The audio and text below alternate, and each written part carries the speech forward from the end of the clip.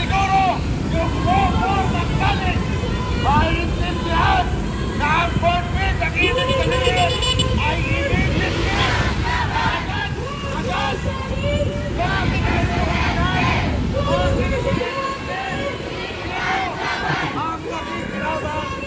ito guys, dalawang nagrarally dito sa harap ng Senado.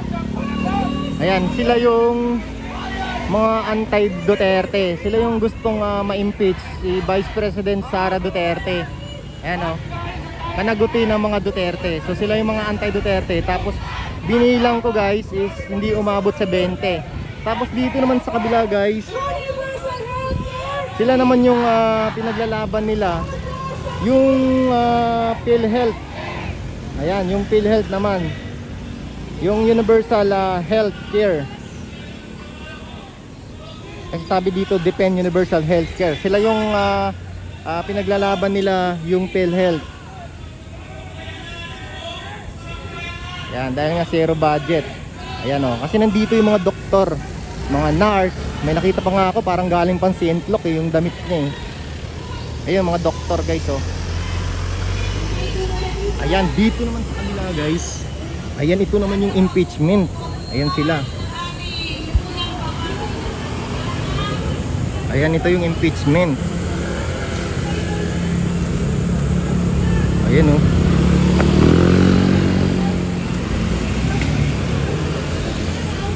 Dito pala yung iba nilang mga kasamahan guys.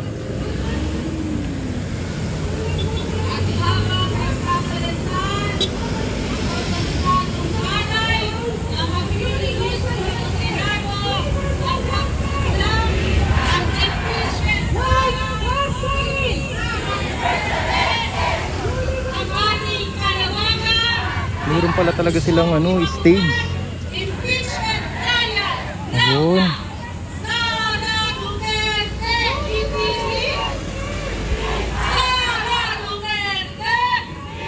Malakas dong ebidensya.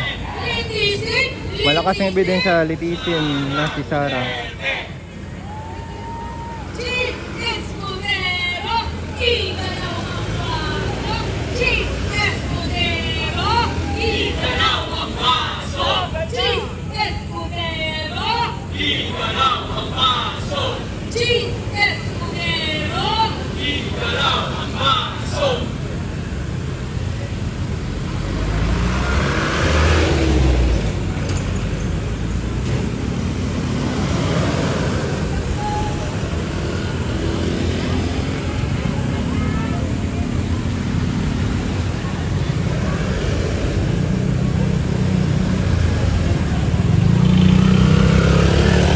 Para mga estudyante. Kaya pala Akbayan Party pala to. Ayan, mga Akbayan Party pala to guys.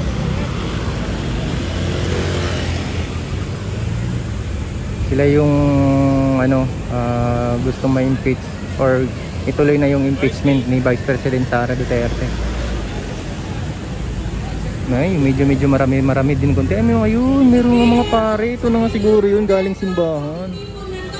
May mga nakasuot ng pare.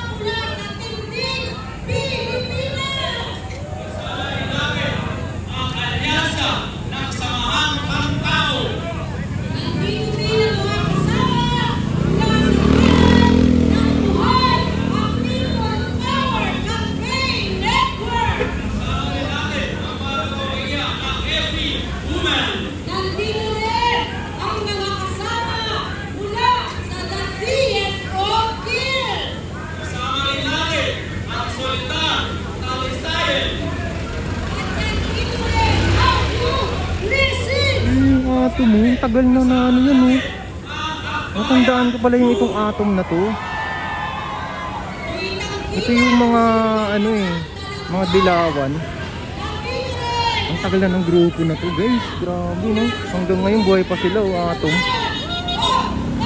Sila yung sa EDSA, People Power.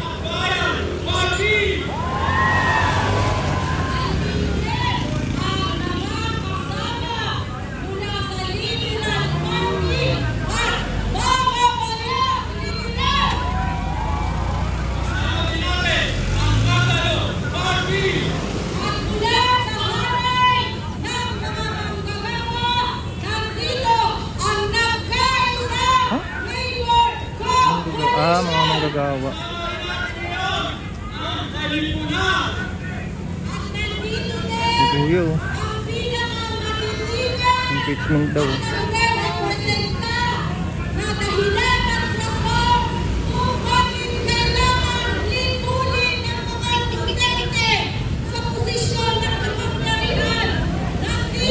Ito na, pumalit na. Tapos na sila guys, yung mga about sa PhilHealth. Tapos na. Tapos ito na yung pumalit oh. Yung gusto ngang ma-impeach si Vice President Sara Duterte. Ayun oh. Ibang grupo naman to guys.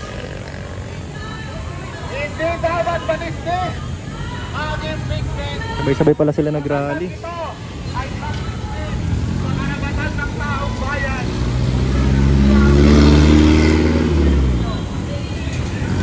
Sa kabila. Ito may sarili talaga silang stage. Para hilingin sa ating mga senador, sundin nyo ang ating utos ng ating konstitusyon sa inyo. Sinasabi sa ating konstitusyon na kung mayroong impeachment, ito ay dapat inaaksyonan agad at walang paligoy-ligoy. Grabe, mukhang guluhan to. Ang dami nila.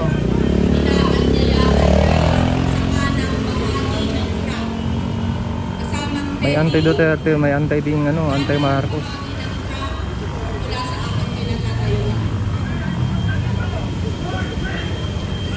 Ay, may pare oh.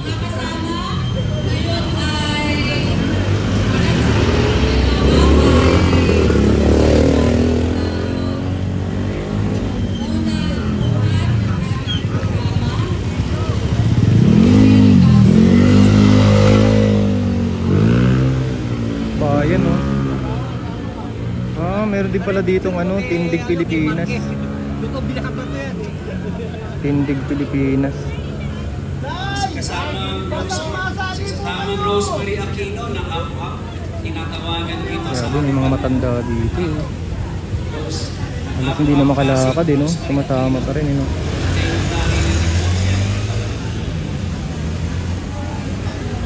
Kasamang Teddy, tinatawagan kayo at meron kong sasagot. Ay, si TD ano. Uy, hindi na pura sa gilid, ang dami. Uy, yung atom, ang tagal na yung atom na yun eh. Tinatawagan ang Pangulo ng Ulap, John Lago. Naririnig ko, punta dito